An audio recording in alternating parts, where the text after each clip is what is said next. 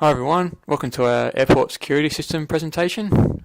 Below is a listing of team members who contributed to the project.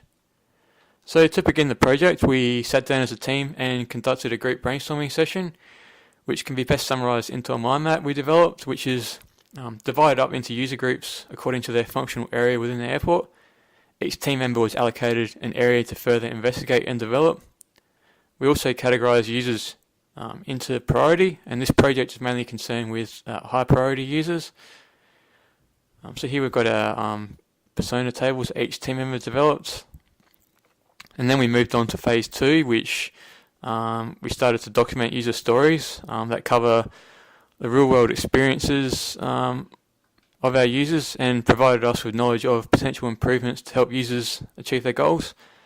These detailed user stories were abstracted into conceptual scenarios which highlight the key features deemed most beneficial for supporting the broad range of system users, which is essentially what our scenario corpus captures here.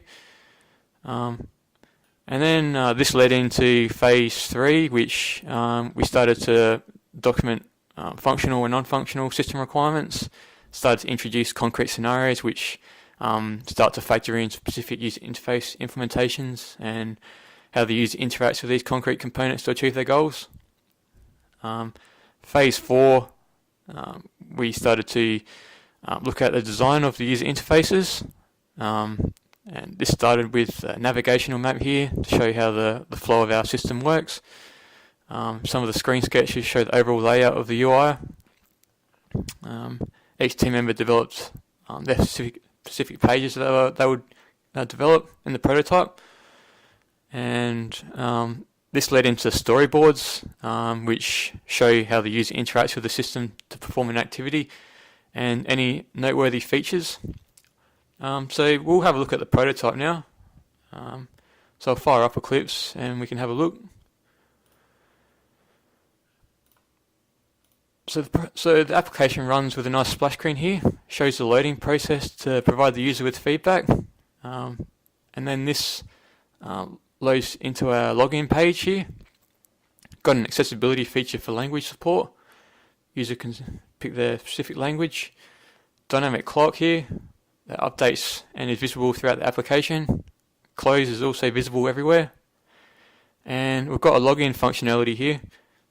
Specific departments have their own page. They can only see their specific page, whereas administrator has a global view and can access any part of the application.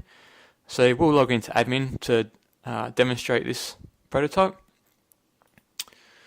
So here we see each functional area has their own page. We've got a static toolbar here which is displayed everywhere. Because we're in admin mode, we can see the home button. No other departments can see this. They can only see their specific page. And a badge here that shows notifications, which we'll see how that works soon. So specialized security, this allows different areas of the business to communicate with each other. If there's an emergency, they can send a real-time message and the other person in the department will see it. So if we type hello here, it will come up with a timestamp that specialized security contacted air traffic, and this is important to contact everyone in case there's an emergency, so everyone's well informed of the situation. And yeah, different departments can go in and read their messages as well. We've also got full navigation support in our application. We can go back to where we came from. Ground support is concerned with the tarmac support services. So different people, staff have vehicles they drive from the aircraft to the baggage collection facility, and you can assign a vehicle to staff. So this staff has these vehicles, and they can assign their vehicle to another person, and then you can transfer it to them.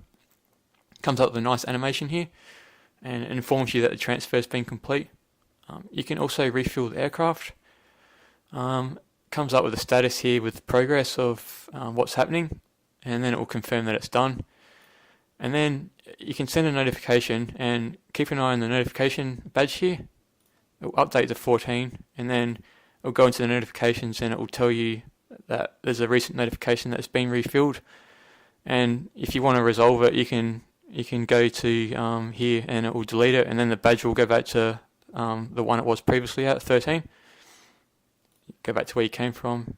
Then you go to the accessibility feature here to adjust screen brightness in case they're out in the direct sunlight. Air traffic, you can select different flights to view their information. You can view satellite data for weather for air traffic people. This can be important to locate any potential natural disasters or endangering weather conditions. You can check connected devices. If any of these devices go offline, it's critical to know that if they're connected or not, as it could pose a security risk.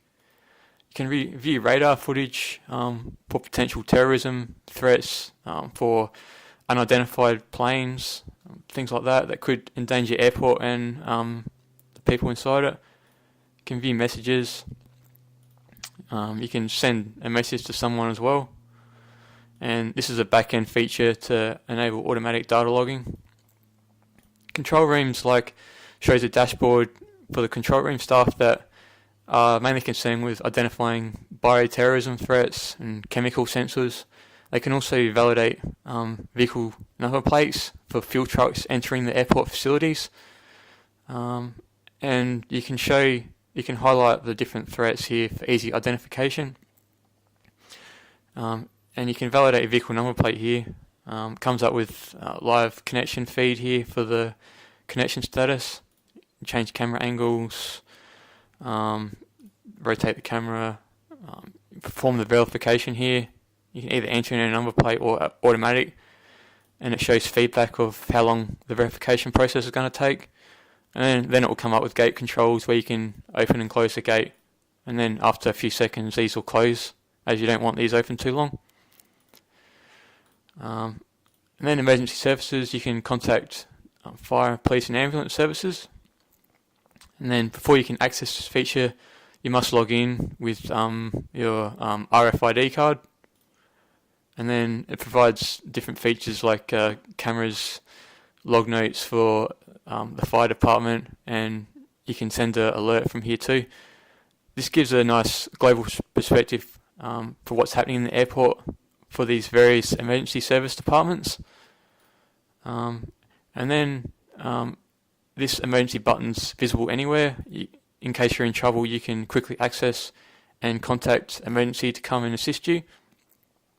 And then we've got a camera feed here. Shows every camera that's in the airport.